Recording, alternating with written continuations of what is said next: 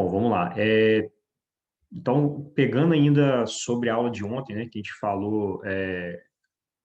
falou sobre algumas coisas sobre a forma como Howard Marks enxerga a questão do ciclo de mercado, dei algumas dicas de experiências práticas minhas também, né, como investidor.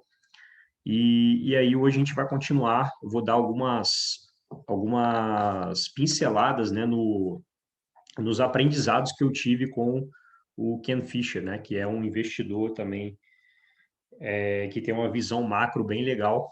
Ele tem uns questionamentos assim muito bons sobre o mercado.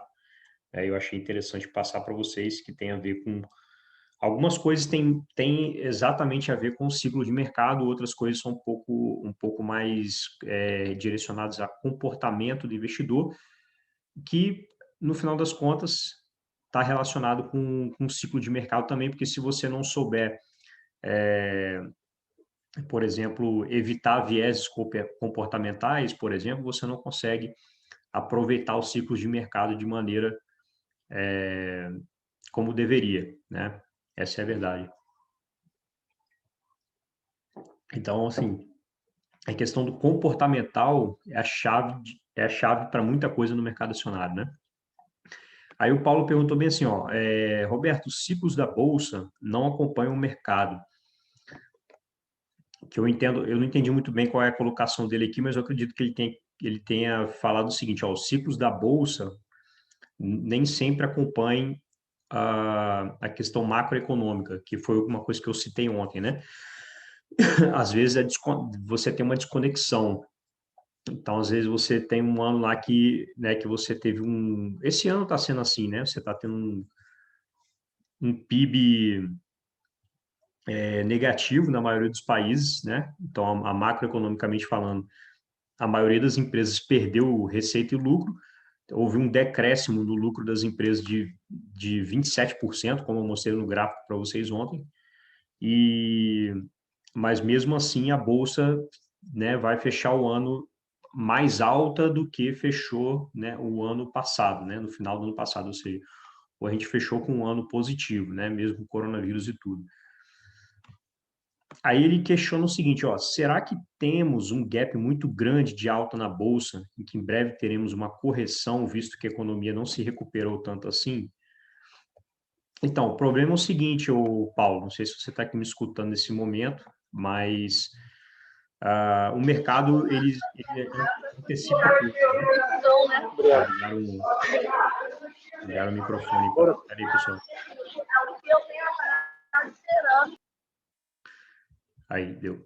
Então, o problema é o seguinte, o mercado, ele antecipa coisas, certo? Então, assim, por mais que esse ano tenha sido um ano ruim, né, que para em termos de crescimento no lucro das empresas, para o ano que vem praticamente todas as empresas estão com o PIB das economias ao redor do mundo, a maioria delas está com previsão de crescimento forte, né? É o que a gente chamou isso de recuperação em V. Você tem uma queda muito brusca, depois você tem uma recuperação, né, forte também. Então, tem um pouco disso, né? Agora, sim, como eu falei para vocês ontem, né? Tem algumas coisas muito esquisitas acontecendo no mercado, mas está tendo fluxo, né? Contra fluxo não há argumento, né? Tipo, está tendo muita liquidez no mercado. Eu vou mostrar um gráfico para vocês, inclusive hoje aqui, né? Que eu estava fazendo um estudo de algumas coisas para poder trazer para vocês. E eu vi um gráfico muito legal mostrando que os fundos de investimento ainda estão com caixa para caramba, né? E então, se eles estão com muito caixa, eles têm poderio para fazer com que esse fluxo continue, né? Pessoal, cuidado com o microfone, já é a segunda vez que eu travo o microfone da mesma pessoa, tá? Entendeu, pessoal? Então, assim, eu não posso, Paulo, concluir necessariamente que vai ter uma correção só por causa desse fator isoladamente falando, né? Tem que olhar todo um conjunto, né? Não é tão simples assim você acertar, não tem como acertar o timing de mercado, essa é a verdade, né? A gente tem que partir da premissa que é quase possível acertar o timing de mercado. A única coisa que a gente pode fazer é ser mais agressivo ou ser mais defensivo, né, de acordo com o portfólio de cada um. Aí você tem que pensar individualmente, igual eu dei o exemplo ontem, né? Se você é um cara que já está muito alocado em ações, talvez seja a hora de você repensar, de repente, fazer uma carteira um pouco mais equilibrada. Se você tem um cara, se você já tem um portfólio equilibrado, né, e não tem tanta exposição em ações, né, eu não me preocuparia tanto com isso, né, com essas distorções malucas que estão acontecendo no mercado e por aí vai, né? Vamos lá, então. Deixa eu ver se tem mais alguma pergunta aqui. Acho que só ficou a do Paulo para trás mesmo.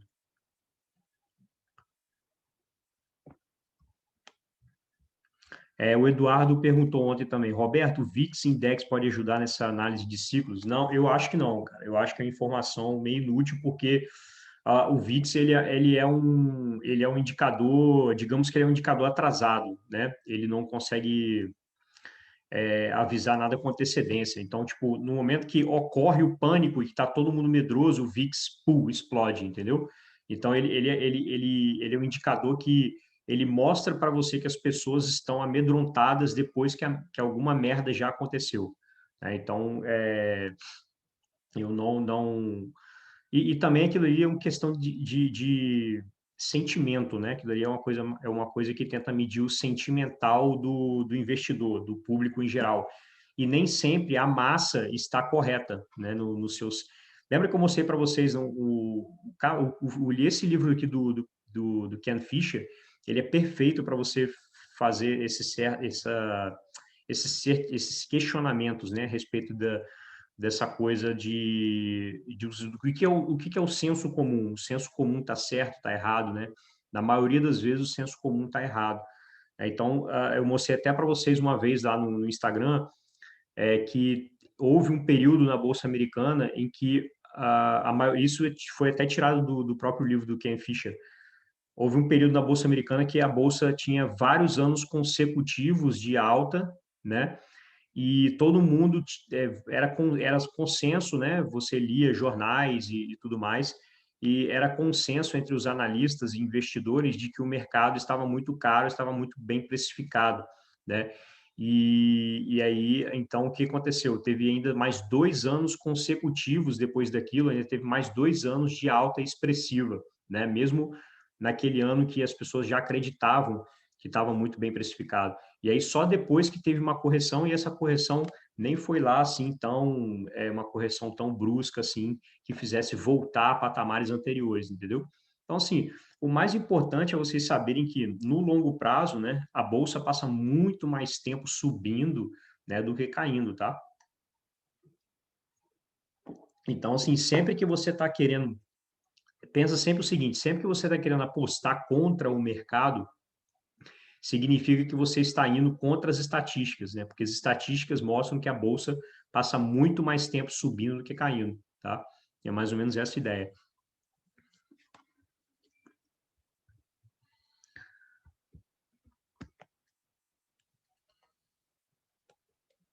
A Mari está perguntando, onde acompanham os índices de commodities? Olha, você pode olhar na Bolsa de Chicago, né? A Bolsa de Chicago é a maior bolsa de commodities do mundo, né? Movimenta trilhões de dólares. Aí eu particularmente nunca fiquei acompanhando, mas lá com certeza tem informação pra caramba. Se você está lá no site da Bolsa de Chicago, você vai conseguir encontrar bastante informação sobre índices de commodities, tá bom?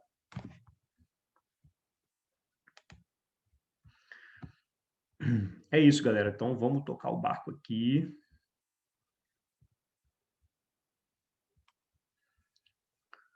Pessoal, só antes da gente começar, só lembrando a vocês, né, que a gente está com a mentoria, né, vagas da mentoria em aberto, tá? Só tem 20 vagas, então eu vou deixar aqui o link para vocês. Vou deixar aqui o link para vocês.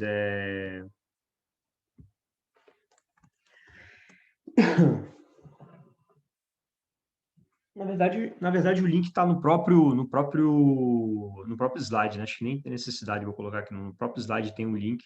É só vocês se cadastrarem lá que eu ou alguém da minha equipe vai entrar em contato com vocês né, para poder estar aí participando da minha mentoria. Então, corre lá porque só tem 20 vagas e também esse preço, né, de 1.695, que é o preço atual, ele não vai se manter, né? Depois que essas 20 vagas for preenchidas, né, eu vou lançar vagas só na outra turma, que eu não sei quando ainda, previsão, e provavelmente com preço mais elevado, tá bom? Ontem, galera, ontem eu deixei para vocês ontem eu já subi o vídeo da primeira aula de ontem no YouTube.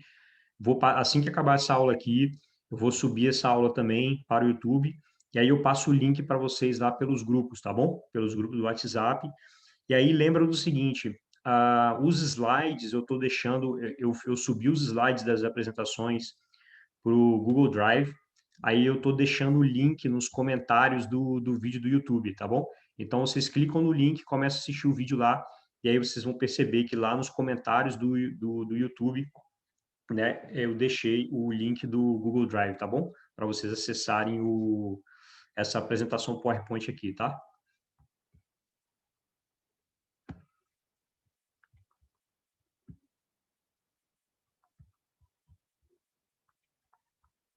Vocês estão vendo aí, vocês estão vendo os slides?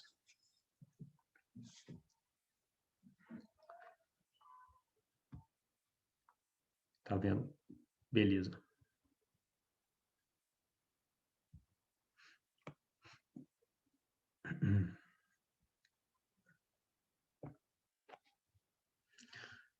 O Miguel está perguntando se o nome do canal é o meu próprio. Não, não, o nome do canal é Escola da Fortuna, tá? Escola da Fortuna.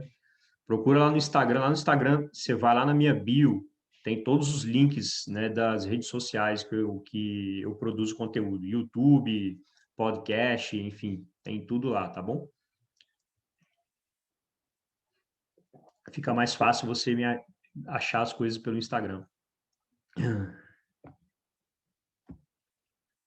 Então, vamos lá. Ciclos de mercado, aula 2, aprenda como agir em cada fase do ciclo da bolsa. Aí eu tirei aqui eu só coloquei aqui só título de curiosidade, tá? Não é nada, não é nada, nenhuma informação para vocês em termos de conhecimento, nada disso. Mas aqui mostra, né, todos os bear market que teve, né? Ou seja, todas as quedas que teve acima de 20%, né? E quanto tempo durou quanto tempo demorou para poder o SP500 voltar, né, pelos os patamares anteriores, né?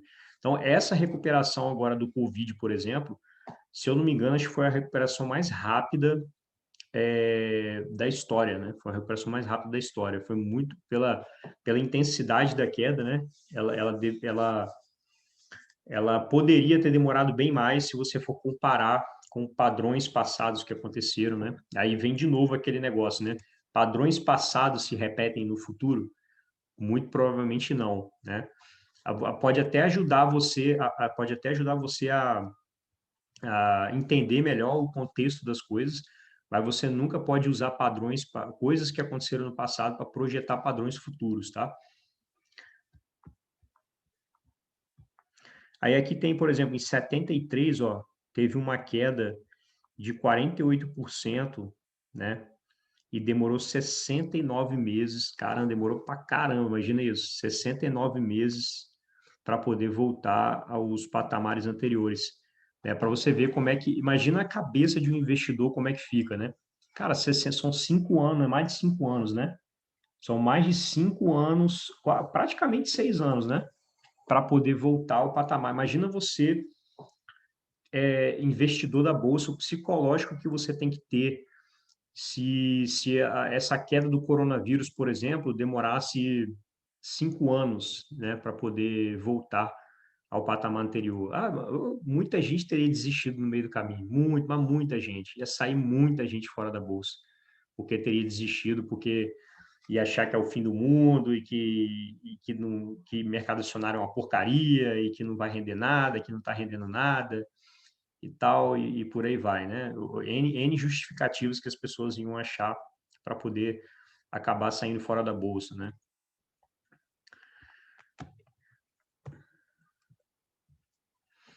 Aí, como funcionam os ciclos, e aí você tem aqui o gráfico que eu falei com vocês agora há pouco, né, mostrando aqui o quanto de dinheiro que os fundos ainda têm em caixa, tá? Então, esse aqui é o somatório, né? Lá, eles pegaram os fundos de investimento lá nos Estados Unidos, fizeram um somatório do que eles têm em caixa. E esse aqui é o resultado. Ou seja, eles têm muito mais caixa ainda do que tinham na época de... Olha só como é que... O que o coronavírus ocasionou, né? Olha só, aqui em março, aqui, ó, na época que foi a depressão do mercado, né, que caiu tudo, eles estavam com um nível muito mais baixo. Aí veio aquela liquidez maluca, né, no mercado, todo mundo injetando dinheiro, né, para renda variável, e os fundos ficaram com o bolso cheio para poder fazer compras, né?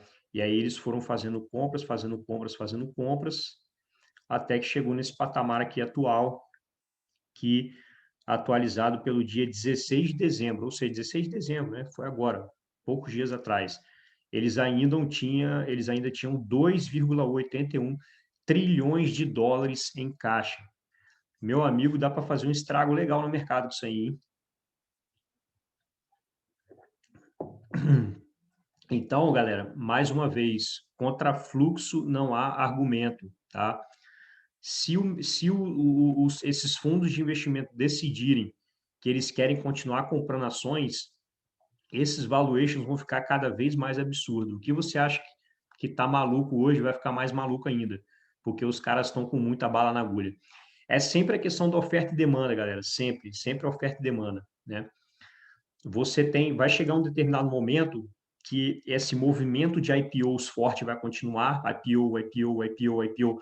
Quando tem muita IPO e muita emissão de ações através de follow-on, né? Ou seja, aquelas empresas que já estavam na bolsa estão emitindo mais ações. Esse é o lado da oferta, concorda comigo? Você está jogando mais ações para o mercado, ó. Tome mais ações, mais IPO e mais ações no mercado, mais follow-on é mais ações no mercado. E aí você vai jogando. Se do outro lado da procura, né, que é o investidor institucional, que é o mais importante, que tem mais bala na agulha, investidor pessoa física, né? Se esses caras estão a fim de comprar e eles estão com caixa para isso, eles vão engolir toda essa oferta. A oferta gigante vai vir, eles vão engolindo. Eu estou sedento por comprar mais ações, e vai indo, vai indo, vai indo. Só que vai chegar um determinado momento que esse dinheiro vai acabar, esse dinheiro vai se exaurir, concorda comigo? Esse nível de grana que os caras têm vai só baixando, baixando, baixando, baixando. Só que se continuar esse empurra-purra de ações, vai mais IPO, vai mais follow-on, vamos embora, mercado, vocês estão comprando, eu estou jogando, vocês estão comprando, eu estou jogando mais ações. Vai chegar uma hora que esse negócio não vai mais funcionar, porque o mercado não vai ter mais dinheiro para poder absorver essa loucura de IPOs, SPACs, né? Olha o tanto de SPACs que está rolando, né? Que eu mostrei para vocês, aquelas empresas que estão sendo lançadas na bolsa só para fazer aquisições, né? Então, houve um recorde, né, uma captação multibilionária das SPACs aí ao longo desse ano de 2020, tá? Isso aí eu mostrando aqui para vocês a título de curiosidade, né?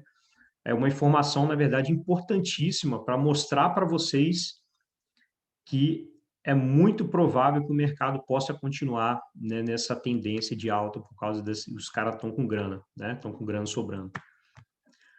Como funcionam os ciclos, né? Vamos lá, continuando. Aí, eu pegando aqui algumas ideias do Ken Fisher, né? Aí, isso aqui vem do livro dele, tá? As 3 perguntas que realmente importam, né? Em que você acredita, mas na verdade é falso? Segunda pergunta que você deve fazer para você como investidor. O que você pode imaginar e que os outros acham inimaginável? E o que o meu cérebro está fazendo para me cegar? Então, quem tiver a oportunidade, dá uma lida nesse livro, que é muito legal. No caso, em inglês, se eu não me engano, é The Three Questions That Really Matters, né? Ou seja, as 3 perguntas que realmente importam. Em português, ele está traduzido, né, para o... Deixa eu estar aqui do meu lado, aqui, se eu mostrar para vocês a capa aqui. É esse livro aqui do Ken Fisher aqui, tá? Em português é o jeito Ken Fisher de investir, né? Então, eu resolvi trazer algumas ideiazinhas legais do livro que eu achei para trazer para vocês. Então, o que ele quer dizer com essa pergunta, né? Em que você acredita, mas na verdade é falso? Ele quer dizer o seguinte, que muita coisa que a gente, que é senso, olha o senso comum vindo de novo aí, eu acabei de falar de você no início da aula sobre senso comum. Mais uma vez eu estou tocando nesse assunto. Exemplos de crenças gerais que a maioria das pessoas tem. Mercados de alto PL, olha o PL de novo aí, ó, lembra? Comentamos na primeira aula, né, sobre preço-lucro, né? Mercados de preço-lucro, de alto preço-lucro, apresentam mais riscos do que mercados de baixo preço-lucro. Eu não tenho como mostrar aqui o estudo para você, né? Porque eu não tenho imagens, né? Você teria que ler o livro, mas basicamente ele fez vários estudos analíticos, estatísticos, né? O Ken Fisher, que mostra que isso não tem nada a ver, né? Você teve, isso é meio aleatório. Você teve períodos em que você tinha um nível de preço-lucro da bolsa muito elevado e a bolsa foi muito bem, assim como também teve períodos que foi ruim. E o contrário também ocorreu, né? Quando você tinha um mercado de PL muito baixo, né? Ou seja, o SP500 ou o Ibovespa com níveis de PL muito baixo, e mesmo assim o mercado foi mal, ou seja, o mercado pareceu barato, mas mesmo assim foi mal, performou mal, né? Durante um certo período. É assim como teve vezes também que foi bem. Então, ou seja, não há relação de causa e efeito nisso aqui, entendeu? Não há relação de causa e efeito, pode ser uma coisa completamente aleatória. Mas isso ele está falando, galera, quando você pega o preço-lucro isoladamente, tá? Ele não quer dizer, ele não está dizendo para você que o preço-lucro é inútil, não é isso que ele está querendo dizer. Está querendo dizer que o preço-lucro, por si só, apenas, ele é uma informação inútil. E aí, então, ele tem que ser trabalhado em conjunto com vários outros indicadores, né? Como eu falei com vocês ontem. Você pode ter uma situação, por exemplo, de PL muito alto, porque os lucros estão deprimidos, né? Os lucros estão muito baixos das empresas. A capacidade das empresas de gerarem lucro é muito maior do que aquela. E aí você tem um preço-lucro elevado por causa disso. Só que aí quando as empresas voltam a crescer os lucros, né? Obviamente, né, você mantendo aquela precificação fixa, você faz com que o PL suba, desculpa, você faz com que o PL desça, entendeu? Então, é só um exemplo de como o preço-lucro pode enganar vocês, né, na análise. Outra crença comum. Isso aqui tem várias crenças comuns, tá, pessoal? Eu só trouxe algumas para vocês aqui, mas tem várias outras crenças comuns que surgem para você. É legal vocês verem isso, porque a gente quem está aqui me assistindo, com certeza gosta muito de mercado, né? Caso contrário, vocês não estariam parando a vida de vocês para ficar aqui uma hora e meia comigo para poder aprender. Então, com certeza vocês consomem muito conteúdo sobre o mercado financeiro, concorda comigo? Então, assim, a gente é bombardeado por notícias ou estudos, análises, não sei o quê, enfim, várias coisas que a gente vai lendo ao longo do tempo, né? E se aquilo é senso comum, aquilo vai bater na sua porta várias vezes. Então, por exemplo, se é senso comum que PL alto significa que nós vamos ter um rendimento fraco no futuro de mercado acionário, se é senso comum, vai existir várias pessoas escrevendo artigos sobre aquilo. Você concorda comigo? Vários analistas ou pessoas no mercado, né, se bobear até próprios gestores mesmo, escrevendo vários artigos ou dando entrevistas na televisão ou fazendo lives na rede social dizendo, ó, nós estamos com PL muito alto. E aí aquilo ali vai marretando na sua cabeça. Acaba virando senso comum, por ser senso comum para todo mundo, aquilo é transmitido para você também, né? É igual aquelas crenças de pai para filho, né? Que passa de pai para filho, que o filho carrega aquela crença, né, para a vida dele.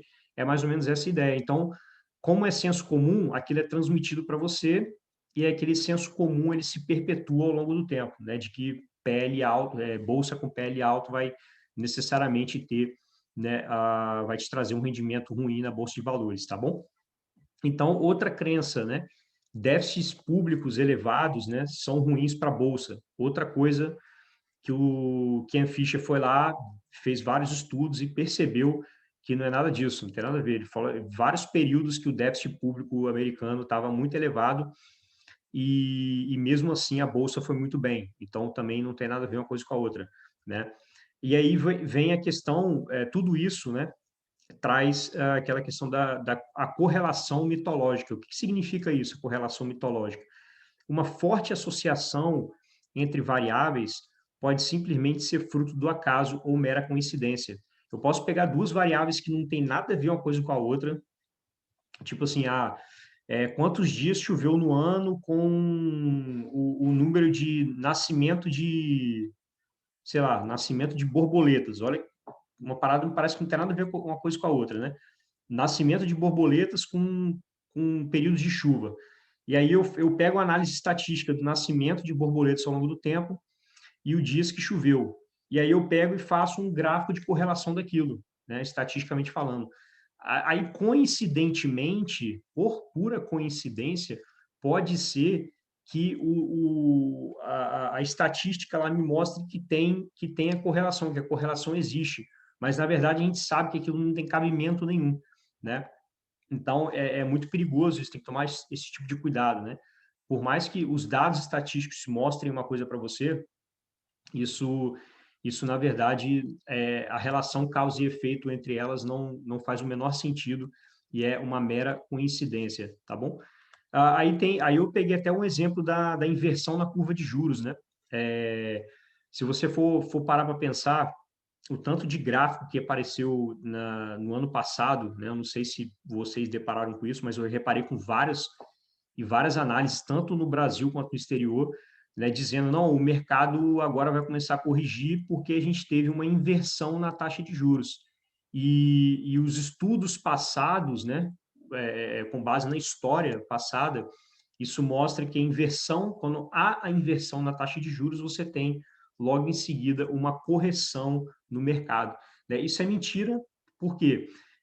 Simplesmente essas pessoas pegaram os eventos que aconteceram a coincidência, né? Tipo assim, ó, houve a inversão e houve a queda. Aí o cara vai lá e plota no gráfico aquilo ali. Só que houve diversas ocasiões em que houve a inversão na curva na curva de juros e simplesmente não aconteceu nada, não aconteceu absolutamente nada, entendeu? O mercado continuou performando normal, subindo, né? E segue a vida. Então, tome cuidado, né, com as coisas que vocês veem na internet. Sempre se questionem, né, se aquilo dali mesmo faz, né, real sentido, né, ou não. Pesquisem, vão correr atrás, mas o Ken Fisher mostrou aqui, né, no livro dele que essa coisa da inversão da curva de juros também é mó papo furado, que não existe isso também, né? É uma crença comum também. E aí várias outras coisas ele mostra, tá vendo? Ele colocou aqui, por exemplo, períodos em que você tem pagamento de juros, né? A dívida de pagamento de juros está muito elevada, né? Em relação ao PIB. E geralmente isso acontece quando você tem juros mais elevados, né? Então, os juros da economia está mais elevado e aí você acaba tendo que pagar mais juros sobre aquela dívida, né? E aí você tem aqui um período, você pode perceber aqui, que esse período aqui entre 50, deixa eu ver qual ano é esse aqui, foi 92, né? Isso, entre 92 e mais ou menos aqui 95, mais ou menos, 92, 95, você teve alta taxa de juros, né? E mesmo assim, nesse período, a Bolsa foi bem. A Bolsa foi bem. Então, mais uma vez, ele mostrou que não tem nada a ver uma coisa com a outra. Outra coisa, downgrade. O que significa o downgrade? Né? Você abaixar o risco de crédito de default dos Estados Unidos. Houve downgrade, e a galera, ih, ferrou, houve downgrade, agora vai cair, a bolsa vai cair, ferrou tudo, não sei o quê. Mais uma mentira. Também, quando houve, várias vezes que houve downgrade, né, a bolsa percorreu normal, nada aconteceu, tudo continuou normal. Outra coisa, dívida pública em relação ao PIB, né, dos Estados Unidos, né? Tá vendo essa época aqui de 44 até 49? Houve uma explosão gigantesca do nível de dívida dos Estados Unidos em relação à história, né? E hoje a gente está em patamares altos de novo, né? Esse aqui tá mostrando até 2010, né? Então, mas com certeza, se tivesse como extrapolar aqui para 2020, estaria alto de novo. Mas, enfim, o que eu quero dizer? No final das contas, né, com certeza naquela época surgiram várias notícias de que o mercado acionário ia performar mal, porque a dívida pública americana estava muito elevada. E também ele mostra vários estudos de que isso é mentira, né? Em vários períodos que teve dívida mais elevada, a bolsa também percorreu bem e foi tudo normal, tá?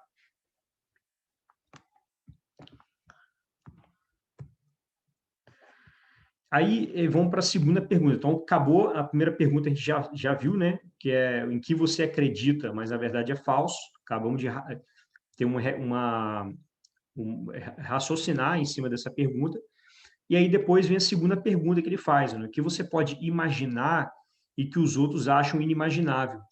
Aí ele até fala daquela filosofia de ser contrarian. Vocês já devem ter ouvido falar do contrarian, né? Tem até aquele cara, aquele influenciador que a galera chama ele de contrarian. Como é que é o nome dele mesmo? Eu esqueci o nome dele agora. Alguém me lembra aí? Que que é até aquele cara que ele ficou short em bancos durante um tempo, não sei se ele está short em bancos ainda. Ele estava short em JHSF, falando mal sobre o JHSF, que a JHSF estava fazendo besteira lá de governança corporativa, de governança, tempo de governança, né? Isso mesmo, Renoir, é isso aí. O Felipe me lembrou aqui, o Renoir. Então, o Renoir, ele pode se dizer que ele é um cara, a maioria das pessoas iam considerar o Renoir como um cara contrarian, né? O que significa isso? Ele tenta ir contra a manada, né? Então, tipo, tá todo mundo apostando, tá todo mundo acreditando que os bancos estão muito baratos, né? E que a maioria das pessoas vai então começar a comprar as ações de bancos, porque é consenso, né, entre as pessoas que os bancos caíram mais do que deveriam. Já o Renoir não, o Renoir atuando como um contrarian, ele acha não. Na verdade, eu não acho isso, eu acho que os bancos vão passar por um momento difícil, por aquilo outro, vai ter as fintechs, a taxa de juros está mais baixa, então o spread bancário vai ser menor, né, e por aí vai. Ele pode dar N justificativas lá para dizer que por que ele está indo contra a manada, né? Mas aí o Ken Fisher ele faz um debate sobre isso, né? Porque muitas pessoas confundem o que é contrarian, achando que a pessoa sempre está indo contra o fluxo. Não é necessariamente isso, não é você ser contra as coisas o tempo inteiro. Né? Tipo assim, tá todo mundo comprando ações, vou começar a vender, tá todo mundo vendendo, vou começar a comprar. Não é isso, galera. Ser contrarian, no ponto de vista conceitual, falando assim, o verdadeiro contrarian, de fato, ele é questionador, né? O próprio Ken Fisher fala, tem muita gente que fala que eu sou contrarian, porque eu sou muito questionador, né? Eu não aceito as coisas de forma muito fácil, né? Eu sempre busco entender o que está por trás daquilo e busco fazer um estudo analítico, né? Sobre aquela questão para ver se de fato faz sentido ou não. Né? Então, basicamente, isso que é o investidor contrarian. Né? Ele muitas vezes vai ser questionador, mas não necessariamente ele vai estar sempre contra o fluxo, contra tudo. Não é sempre assim, entendeu?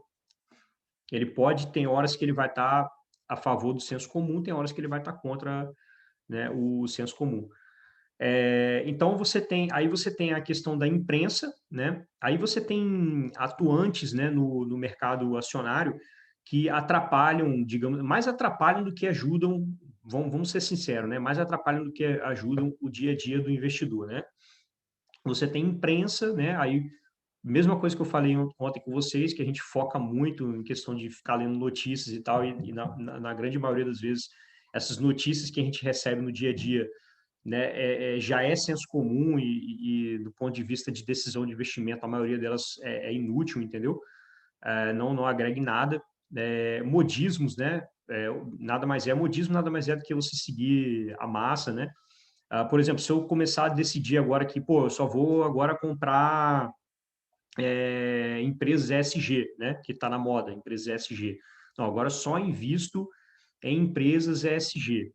Aí, pô, mas beleza, mas você não vai questionar isso, por quê? É só porque tá na moda você vai comprar, ou é porque realmente você fez um estudo analítico e viu que realmente vale a pena você investir em empresas ESG? Essa é a grande questão, entendeu? Então, eu até fiz um estudo e mostrei para vocês que esses critérios ESG, eles são muito falhos, né?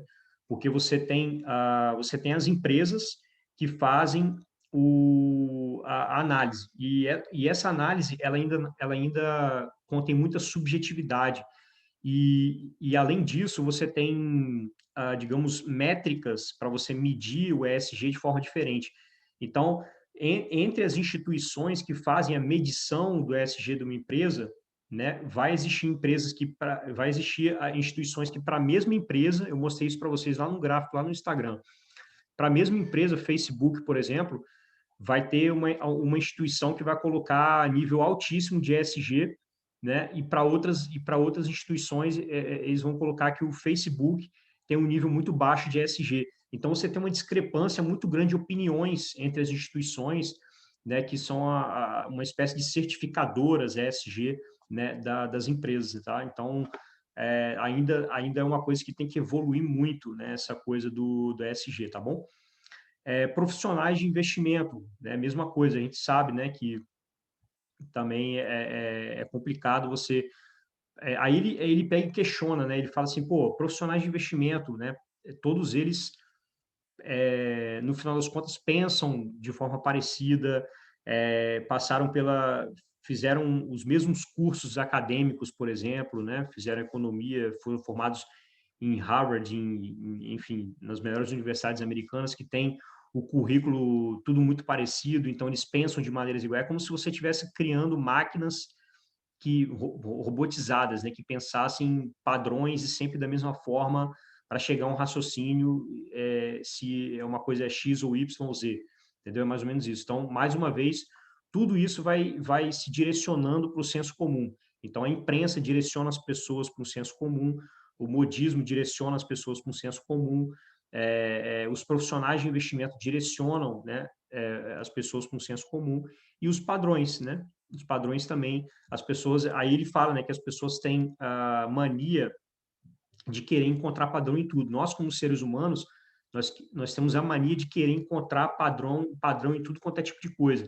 E aí a gente quer pegar esse padrão e repetir isso. É mais uma vez aquilo que eu comentei com vocês no início, né?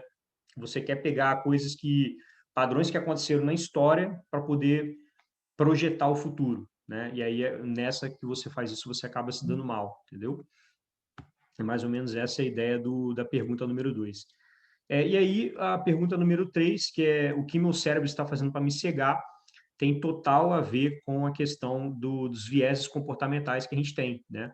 O viés da ancoragem, que pode ser, por exemplo, ancoragem de preço, né? Eu comprei uma ação por tal preço, né? E para mim é esse preço que ela vale. E aí a empresa às vezes já até perdeu o fundamento, já despencou e talvez nem tem chance mais de voltar, né, para aquele patamar anterior, mas você está com viés de ancoragem do preço anterior, né? E aversão à perda, né? Falácia do apostador, eu já nem lembro mais o que é a falácia do apostador. Viés de confirmação, né? Essa é fácil, né? É você estar sempre buscando informações que vão de encontro ao que você pensa, né? Então, assim, se eu quero, por exemplo, adoro a Tesla, eu quero investir na Tesla. Se eu ler alguma coisa que é contrária à tese da Tesla, eu vou simplesmente eliminar. Falar, esse cara tá falando besteira, não quero nem saber o que esse cara tá falando. Às vezes nem termina o texto, né? Nem termina de ver o vídeo completo que o cara tá fazendo análise, nem termina de ler o texto. A gente simplesmente já elimina logo, sai fora. Aí, se a gente começa a ler outra coisa que vai de encontro ao que a gente pensa, aí falou, caraca, top, me amarrei nessa análise do cara, é perfeita. Eu vou ficar com essa análise aqui. Aí, isso é viés de confirmação. Você está procurando coisas, né, que traz conforto psicológico para você, né? Você tem o excesso de confiança, você tem o efeito de enquadramento, viés retrovisor, né? Mais uma vez, olhar para coisas do passado, né? Para poder encontrar padrões passados para projetar o futuro. Comportamento de manada, né? Que a gente já citou aqui várias vezes. e o viés da disponibilidade, que é a questão da informação, né? Então, todo mundo basicamente tem acesso aos mesmos tipos de informação, né? Então, se eu estou analisando o IPO de uma empresa, por exemplo, né? Eu vou lá ler o prospecto. Pô, beleza, eu vou ler o prospecto, mas vai ter, sei lá, milhões de pessoas fazendo a mesma coisa que eu. Eu estou lá, eu estou lendo aquela informação e com base naquela informação eu vou tomar uma decisão. Então, às vezes, a disponibilidade de informação ela é limitada, né? E a maioria das pessoas tem acesso a aquela determinada informação, mas quantas pessoas vão buscar informações além daquilo, se aprofundar em alguma outra coisa que não esteja ali tão óbvio, tão na cara, entendeu? Então, poucas pessoas vão tentar fugir do óbvio, né? A maioria vai simplesmente fazer o mesmo tipo de análise, o mesmo processo cognitivo para chegar à mesma conclusão, entendeu? Então, esse é mais ou menos a questão do viés da disponibilidade. E é isso, galera. Aí, hoje não foi uma aula propriamente de ciclos de mercado, mas tudo que eu falei hoje, de certa forma, isso também está conectado com ciclos de mercado, né? Que pode ser coisas que vão atrapalhar aí no seu processo decisório, vão atrapalhar você enxergar em que fase do ciclo de mercado nós estamos, né? Aí eu vou deixar esse finalzinho aí para vocês fazerem perguntas. Aí eu deixei aqui para vocês também como recomendação o livro do Ken Fisher, né? Deixei para vocês aqui também o link para quem quiser se inscrever para as 20 vagas que estão abertas, né, na mentoria do Escola da Fortuna. Aqui também deixei todos os links das redes sociais, tá? Que o Escola da Fortuna está presente, Telegram, Instagram, o Fortuna Cast, né, que é o nosso podcast no Spotify, YouTube e por aí vai, né? E-books do Escola da Fortuna e por aí vai. Beleza? Então vamos às dúvidas.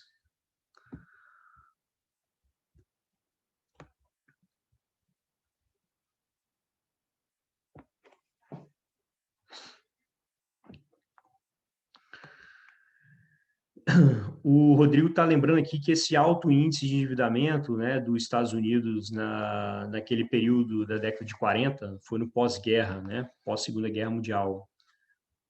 Beleza, obrigado pela informação, mas é isso, no final das contas é informação que no final das contas é inútil para a tomada de decisão, né, do investidor. Essa informação não serve para você dizer que, tipo assim, chegamos no fim do ciclo, né, de alta, porque o déficit governamental está elevado. Não poderíamos usar essa informação para dizer alguma coisa sobre ciclo de mercado.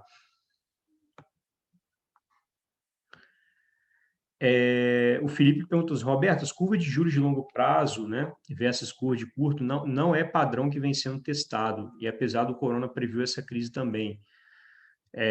Não seria um bom indicador para identificar a euforia e anomalia? Hum, Não, cara, não acredito que não, acredito que não. Como que você... Eu não entendi muito bem qual foi sua pergunta, mas a questão do coronavírus é uma coisa que, tipo, era inesperado, entendeu? Inesperado entre aspas, né? Assim, inesperado pela maioria das pessoas, né? Talvez um sábio lá, né? Como o Taleb, né? Que vive falando sobre essas fragilidades que o mundo nos oferece, para ele na visão dele não era tão óbvio, na visão dele era óbvio, na verdade, né, que em algum momento podia surgir alguma pandemia para arrebentar com o mundo. Mas na maioria das pessoas, as pessoas não esperavam que um dia chegar a pandemia e ia causar esse estrago total. Então, assim, não sei, eu não consegui fazer essa conexão do que você falou de curva de juros, depois você falou de coronavírus, eu não consegui entender muito bem essa pergunta. Se você puder esclarecer por áudio, fica melhor.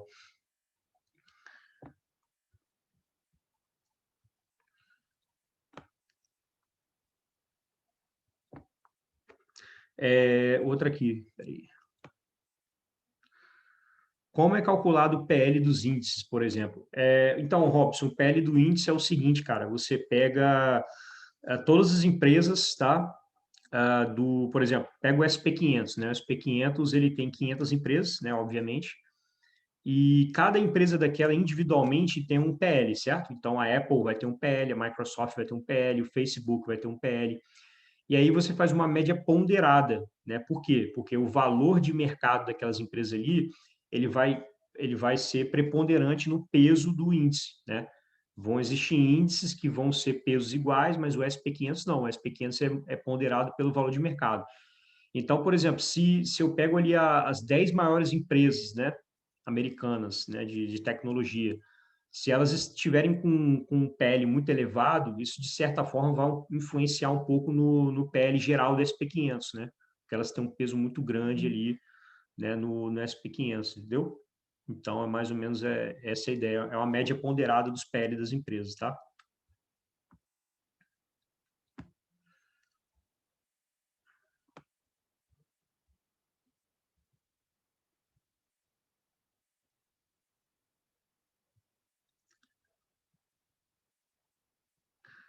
Então, o Felipe, então, cara, eu acho que eu não tenho, eu teria que me aprofundar. Eu entendi o que você quis dizer, eu teria que me aprofundar, mas eu sinceramente acho que é coincidência. É a mesma coisa que eu falei.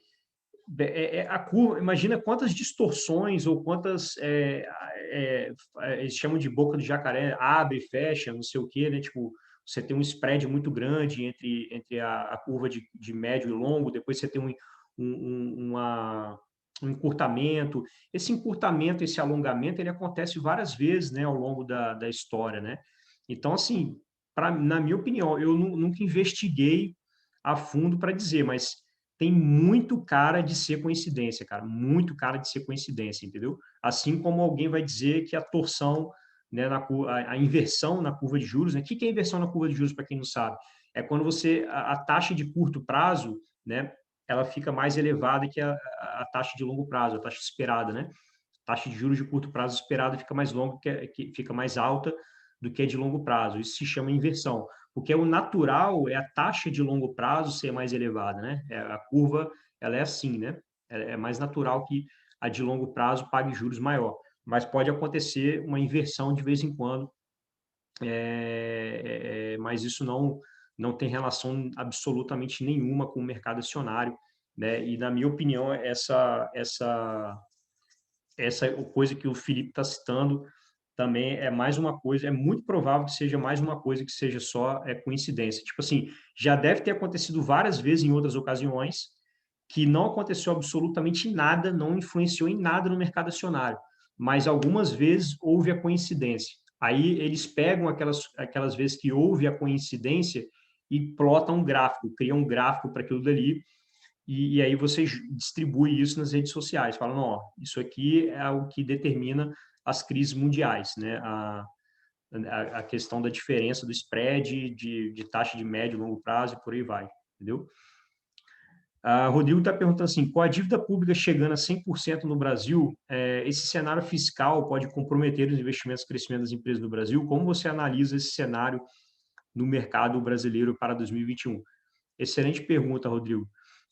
Pessoal, tem um livro, só ainda continuando essa resposta que eu estava dando agora, tem um livro que fala sobre como mentir com as estatísticas, né? É um livro muito bacana, quem puder ler depois dá uma olhada, mas é mais ou menos essa a ideia. Tipo assim, os números estatísticos são facilmente manipuláveis, né? Então você pode sempre pegar os dados e tratar os dados de maneira que gere alguma informação que seja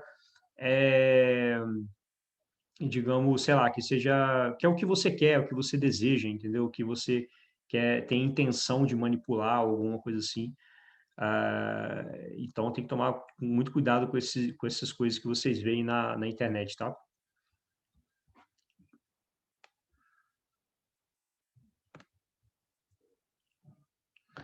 Então, vamos lá, vamos para a pergunta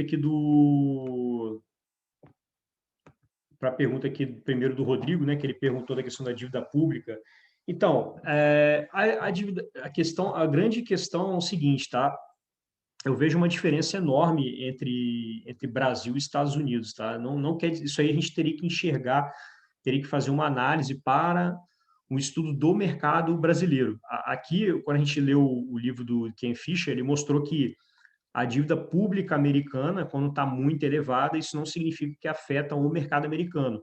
Mas eu não posso afirmar a mesma coisa para o Brasil, né? A gente teria que fazer um estudo, uma análise mais profunda para dizer se afeta ou não, né? Fazer uma análise histórica e ver. Mas, assim, do ponto de vista, vamos tentar raciocinar um pouco em cima disso, né? Quando um país está muito endividado, o primeiro problema que você tem é a questão fiscal, né? Você conseguir cumprir essa cumprir essa dívida, né? Cumprir com o pagamento dessa dívida.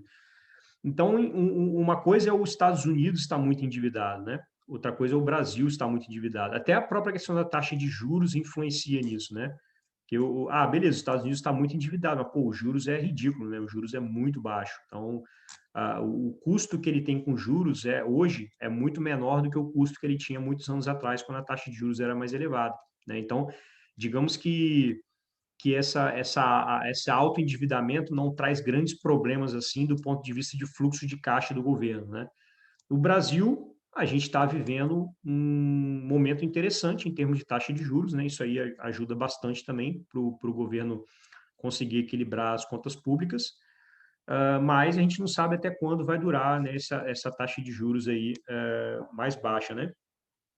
De 2% ao ano, né? E, enfim, então você gera um problema que no final das contas o Brasil precisa de dinheiro para poder, por exemplo, incentivar a incentivar a economia como um todo através de projetos de infraestrutura, né? Quanta coisa o Brasil não precisa fazer ainda, né, em termos de projetos de infraestrutura, educação básica, saúde, né? Quando o governo ele consegue, ele está com as finanças boas, está com as finanças no azul, ele consegue fazer esse projeto expansionista de maneira mais tranquila, né? Porque ele está com a dívida tranquila, então ele pode passar por esse processo. Agora, quando você tem um país que já está muito endividado, começa a ficar complicado ele fazer mais um processo expansionista de novo, entendeu? Logo em seguida. Porque você já tá com, digamos que já está com a corda no pescoço ali, né? E você faz mais um processo expansionista, de novo joga mais dinheiro no mercado, né? Aumenta a dívida pública, né, para poder você investir em infraestrutura e tudo mais, e por aí vai, você está estimulando esse aumento de endividamento, né, o que teoricamente estrangularia você mais ainda. Mas aí você vem também, o PIB do país, ele não é só investimento público, né? Se a gente for olhar para a fórmula do PIB, por exemplo, ele tem a parte de consumo, tem a parte de despesas do governo, né? Tem a parte do fluxo, né, de importações e exportações, né? Então, a gente olhar isoladamente só a parte do cenário de que o Brasil está muito endividado, isso seria muito cedo para dizer que isso pode afetar, né, a Bolsa Brasileira, o impedimento de que a economia vá para frente, porque ainda tem uma série de outras variáveis que podem ajudar o Brasil, né? A própria questão do superciclo, por exemplo, né? Se tiver realmente mais um superciclo de commodities, ajudaria bastante a economia brasileira, né? Porque a gente é uma economia basicamente de commodities ainda, né? Muito dependente de commodities. E aí, se você tem, por exemplo, a iniciativa privada, né, com bastante disposição para investir, né, investimentos do exterior chegando no Brasil para investir em novos projetos, né, a própria infraestrutura do país, por exemplo, poderia não ficar dependendo do dinheiro do governo, e acredito que inclusive esse é um alinhamento do Paulo Guedes desde que ele entrou no governo, né, de que ele queria jogar essas demandas para a iniciativa privada para poder não precisar ficar dependendo tanto de dinheiro público para esse processo expansionista, entendeu?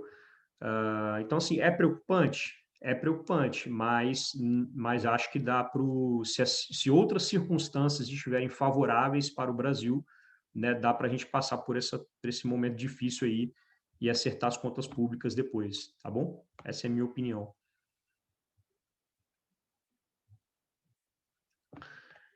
O Bruno está perguntando aqui, a situação do Brasil com a volta da subida do Ibov, acha que ainda irá passar por dificuldades? Estou sendo muito pessimista.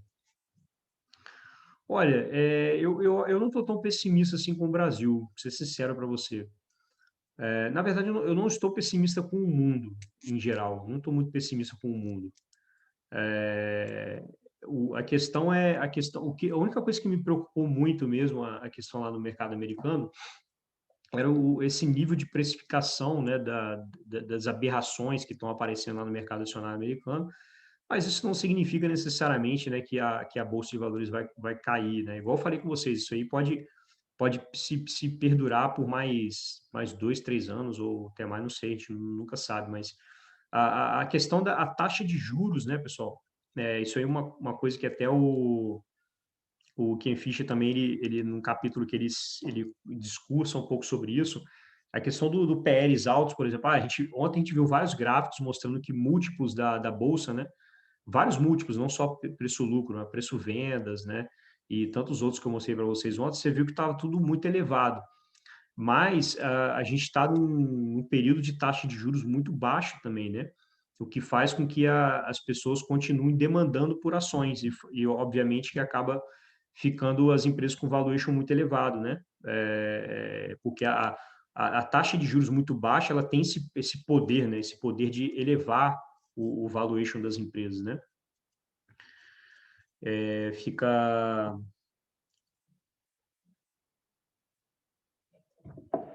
Porque as pessoas, por mais que a expectativa de retorno futuro, né, digamos, esteja menor por causa porque quanto mais caro, eu penso o seguinte, eu posso pagar preço por uma ação com base na expectativa de lucro para daqui a 2, 3, 5 anos, entendeu? É uma coisa, tá? Então, pensa em termos de preço-receita, por exemplo, em vez de pensar em preço-lucro, porque preço-lucro tem muita variação, porque você tem expansões e contrações de lucro de forma muito rápida, né? Mas a receita ela não é tão expansionista assim, nem tão contracionista assim, ela não tem variações muito bruscas ao longo do tempo. Então, se você olhar lá que você está pagando cada vez mais caro por empresa através desse múltiplo preço-receita, significa que você está pagando por lucros cada vez mais longes, entendeu? Então, tipo assim, ó, pô, eu vou pagar esse preço por essa empresa aqui, né, eu consigo vislumbrar o que ela consegue entregar de lucro para daqui a 5 anos, né? E aí você paga ali um valuation por ela com base nisso. Mas, pô, daqui a pouco você está pagando por um preço pelo que a empresa consegue entregar em 10, 15, 20 anos. Começa a ficar insano esse negócio, né? Você não sabe nem o que vai acontecer nem no ano que vem, quanto mais como que a empresa vai estar daqui a 10 anos, né? Então, quando você vê, por exemplo, casos como aquela que eu citei ontem até, né, QuantumScape, né, valendo, já passou de 50 bilhões de dólares em valor de mercado, sendo que a empresa está com receita projetada para 2028 de 6 bilhões de dólares, você já começa a ver que o negócio começou a ficar insano. Né? E não são mais casos isolados, né? Não são mais casos isolados, isso está começando a se generalizar. Se você olhar os múltiplos de todas as empresas da Bolsa Americana, praticamente está tudo batendo recorde, né? Mas, mais uma vez falando, o próprio efeito da taxa de juros baixa e a demanda por ações que parece que é intermitente, não termina nunca, né? Faz esse efeito do valuation ficar mais elevado. Tá? Agora, quanto ao Brasil, eu acho tranquilo, eu não acho que está acontecendo esse mesmo movimento. Acho que as empresas brasileiras têm bastante oportunidade interessante ainda, não estão enxergando tantas aberrações do mercado brasileiro assim. Acho que as empresas estão se recuperando muito bem, inclusive muito melhor do que eu imaginava, né? Já muitas empresas apresentaram resultado muito bom já agora no terceiro trimestre, né? Foi realmente uma recuperação em V que a gente está vendo. E é óbvio que a gente ainda é muito cedo para dizer até que ponto esse Corona Voucher, né, que está sendo responsável por essa recuperação em V, até que ponto? Será que está sendo muito responsável ou não? Sabe, porque eu não sei se vocês viram um dado, mas parece que o Corona Voucher colocou 20% a mais de dinheiro na mão das pessoas, né? Então, mesmo que essas pessoas, imagina o seguinte cenário, essas pessoas não teria pandemia, não teria pandemia, essas pessoas estariam trabalhando, as pessoas que foram impactadas pela pandemia. Elas têm um determinado poder aquisitivo, concorda? Elas recebem um salário e tal, têm um determinado poder aquisitivo para consumo, né? Consumo dos bens. A maioria vai ser bens essenciais, porque a gente está falando ali de população um pouco mais de classe social mais baixa, né, que tem de classe de nível mais arriscada do ponto de vista financeiro, né? Aí, o Corona Voucher, ele foi tão poderoso, apesar de muita gente falar, pô, mas foi só, né, os caras ganharam pouco dinheiro, 600 e poucos reais, sei o quê. Mas foi tão poderoso que as estatísticas mostraram que houve 20% a mais de dinheiro, né, em circulação, na mão das pessoas, desses trabalhadores, do que se não houvesse a pandemia. Pô, 20% a mais é muita coisa, imagina isso. As pessoas têm capacidade de compra 20% maior, cara, é muita coisa, né? Então, isso explica um pouco a questão da inflação ter dado essa explodida, né? Porque a capacidade das indústrias teve que diminuir, né, por causa da pandemia. E, ao mesmo tempo, você jogou dinheiro no mercado. E as pessoas estavam consumindo muito. Então, você teve um desequilíbrio de oferta e demanda bem forte, né, a curto prazo, pelo menos, e aí fez com que a inflação desse aquela elevada. Então, assim, o Corona Voucher, de fato, ele teve certa influência nesses resultados das empresas que estão vindo aí, que vieram no terceiro trimestre, mas a gente tem que observar o comportamento, né, daqui para frente, o comportamento macro da economia para ver se essa coisa se sustenta ou não, se foi só um voo de galinha, digamos assim, e que a coisa vai começar a se deteriorar, entendeu? Mas eu acredito que não, eu acredito que as empresas, na sua maioria, tá bem. A taxa de juros baixa do Brasil tá incentivando, né,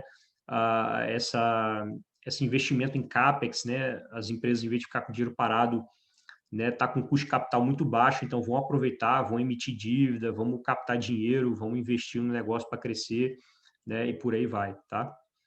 A gente só precisa resolver a questão da questão do desemprego também, né? Porque como é que tem consumo com nível de desemprego elevado? Difícil, né? Ter consumo com desemprego elevado demais.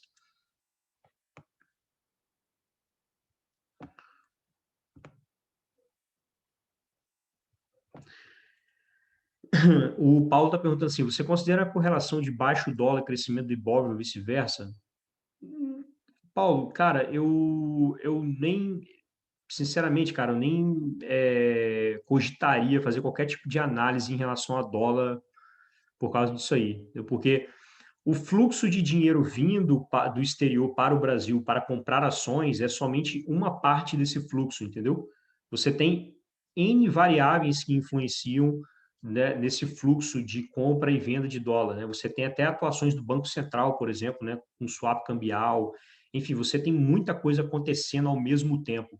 Você querer dizer que somente a entrada de dinheiro para a bolsa de valores especificamente vai fazer com que o dólar caia, eu acho que não seria suficiente, cara. Teria que fazer um estudo de fluxo completo, né, analisando todas as variáveis aí, tá bom?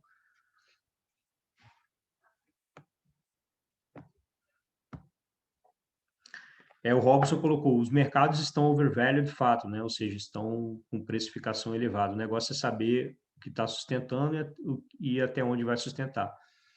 Assim, eu também eu vejo assim que as oportunidades boas estão se exaurindo, né? Como falei com vocês hoje, eu concordo, né, com o Robson nesse sentido.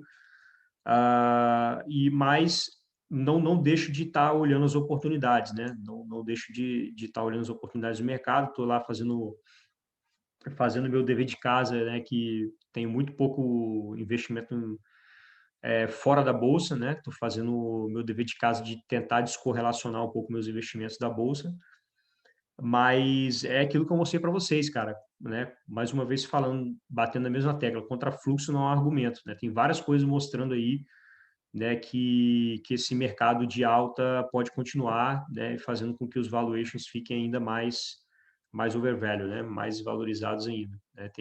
Os fundos estão com dinheiro, os pacotes econômicos dos governos para poder estimular a economia não param de vir, um atrás do outro, ou seja, mais injeção de capital na economia, né? E por aí vai. Né? Então, a política expansionista, digamos assim, a política expansionista continua, né? Até que em algum momento alguma bolha vai estourar em algum lugar do mundo, não faço a mínima ideia quando, pode ser bolha de crédito na China, pode ser, enfim, pode ser qualquer coisa. Não estou aqui para ficar querendo adivinhar o que vai acontecer. Mas quanto mais, digamos que o mundo é como se fosse uma panela de pressão, né? Ali você vai fazendo uma merda atrás da outra, né? Aumentando as fragilidades ali do sistema econômico. Em algum momento esse troço vai se romper e vai, puf, estoura a boca da panela e ferra tudo, entendeu? Então é difícil fazer previsão nesse sentido. A gente não pode ser investidor querendo adivinhar o futuro, né?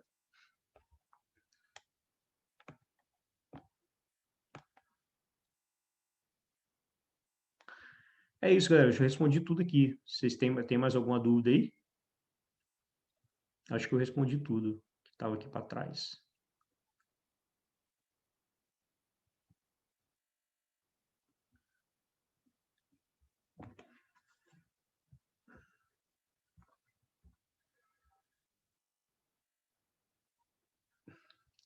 Bom, se ninguém tiver mais nenhuma dúvida, eu vou encerrar então.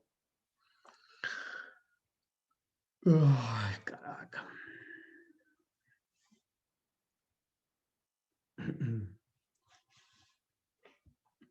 Beleza, então, galera. Obrigado aí pela participação de todos. Né? Rapaz, eu já fiz tanta série, cara, que eu acho que eu já tenho um curso completo no YouTube, de tanta coisa que eu já fiz. Série renda passiva em dólar, série análise fundamentalista, ciclo de mercado. E aí, o que eu vou fazer depois? Eu não vou ter nem o que falar depois, daqui a pouco. Vai acabar os assuntos, vai acabar os assuntos, pessoal. Vai ter série de. Qual é a próxima série que eu vou fazer? Não faço a mínima ideia. Se alguém tiver alguma ideia de alguma série que eu possa fazer no ano que vem, vocês me falam aí, porque eu já tá exaurindo aqui as possibilidades. Valeu, obrigado, galera. Valeu mesmo, um abraço aí. Não se esqueçam lá que a mentoria, hein, galera. Não deixem de participar. A galera que está me acompanhando aqui, muita gente da mentoria. A galera sabe o quão top é essa mentoria do Escola da Fortuna. Pode perguntar para qualquer um que participa aí que eles vão te falar. Feliz Natal a todos. O revoar. Todo mundo aí se divirtam com as famílias, né? Fiquem seguros aí em relação à questão do coronavírus, né?